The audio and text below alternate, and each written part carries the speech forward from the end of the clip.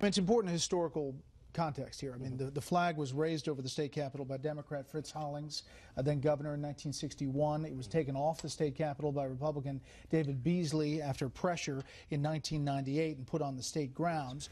This is a total irrelevance. This has nothing at all to do with what happened. Had the flag not existed or not been on the grounds of the Capitol, this massacre would have happened in any case. But it's the standard liberal impulse. Something happened really bad.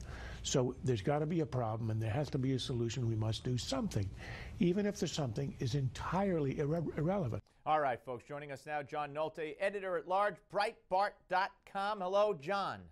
Hi, thanks for having me on. My pleasure. You know, I got to tell you, where are the other Republicans? Where are elected Republican officials making these points? Where are they saying, hey, you want to learn the history of who supported the civil rights legislation, what percentage of Democrats versus Republicans? You want to know who put up that flag, who took it down? What about Bill Clinton signing Confederate Flag Day into law? Where is everybody?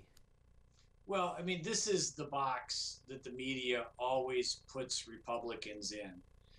Even Charles Krauthammer kind of missed the boat a little bit, and I don't say that lightly, but it's not that Democrats and the media look for a problem to solve. It's that they look for a way to make Republicans answer for every horrid thing that happens. Oklahoma City was blamed on Rush Limbaugh. Tucson was blamed on Sarah Palin. Amtrak was blamed on not wanting to vote for infrastructure. And now it's the Confederate flag. But what the media does is they put Republicans in a box because they immediately politicize an event, put Republicans on defense, and then dare them to push back in some way. And it just puts us in a terrible position because we don't want to politicize the event.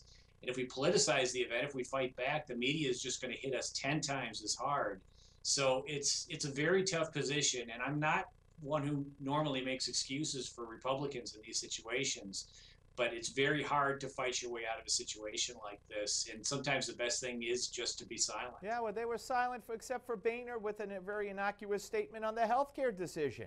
I mean, why didn't they get a couple of people who lost their oncologists and say what the president is saying is untrue? And by the way, it's not going to kick in until 2016 for 80 million Americans. No, on that point, you are absolutely correct. And listen, I don't want to change the subject too much, but this is why Donald Trump is resonating. Donald Trump is fighting. Right now, he's fighting Univision. He's telling Univision says, we're not going to hold your beauty contest. And Donald Trump says, okay, well, you're not allowed on any Trump locations. And then the Univision presidents tweet something horrible about Donald Trump, comparing him to the murderer in Charleston. And now Donald Trump's calling for him to be fired. This is why Trump is resonating. Trump fights like a leftist, while our guys just roll over and die. I agree with you. We only have a minute, but there is a poll that you wrote about at Breitbart. It was from a Center for Security Policy.